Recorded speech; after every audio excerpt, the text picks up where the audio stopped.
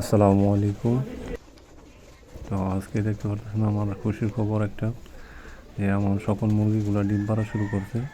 তো এই যে দেখতে পারতেছেন কি সুন্দর ডিম পারতেছে এখন।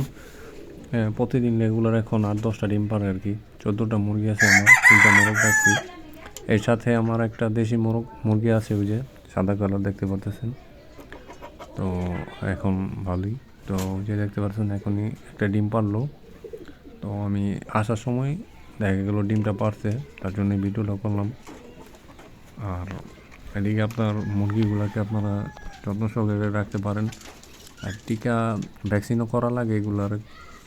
আর বেশি একটা নাই, রোগ প্রতিরোধ ক্ষমতা এগুলোর বেশি। দেশি মুরগি থেকেও ভালোভাবে থাকে এই মুরগি। আপনার দেশি মুরগি যা যা খায় এই সেম ফার্মি মুরগিও তা খায়। তো দেখতে পারতেছেন এই যে আমি ধান দিয়েছি, আর ওই সাইডে আছে লেয়ার। তো আপনারা চাইলে সব কিছু দিতে পারেন।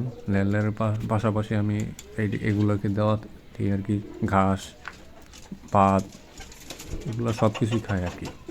তো আরেকটা মুরগি আসছে ডিম পাড়তে, তো এরকম সুন্দরী। তো আজকে আমার মোট 11টা ডিম পারছে, 8-10টা রেগুলার পারে আর কি। আজকে 11টা ডিম পারছে। তো আমি 2টা আরও আগে নিয়েছি, এখন আরও 9টা তুললাম।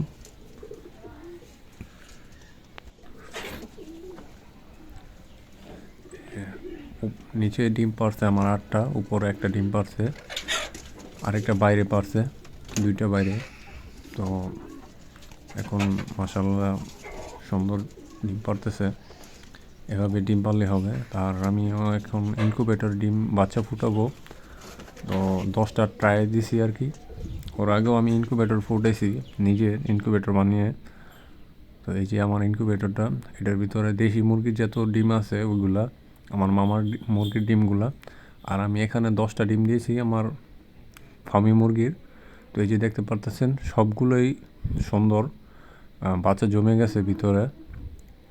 প্রত্যেকটার 10টা ডিমে থেকে 10টাই বাচ্চা ভিতরে জমে গেছে আর কি, একটাও নষ্ট হয়নি। কারণ আমার 14টা মুরগির ভিতরে 3টে মোরগ, তো মোট হলো 17টা। তো নেক্সট আপনাদের জানাই দিব যে 10টা থেকে কয়টা ফুটলো আমার। আর এরকমভাবে কেউ ইনকিউবেটর বানাতে চাইলে আমার সাথে যোগাযোগ করতে পারেন।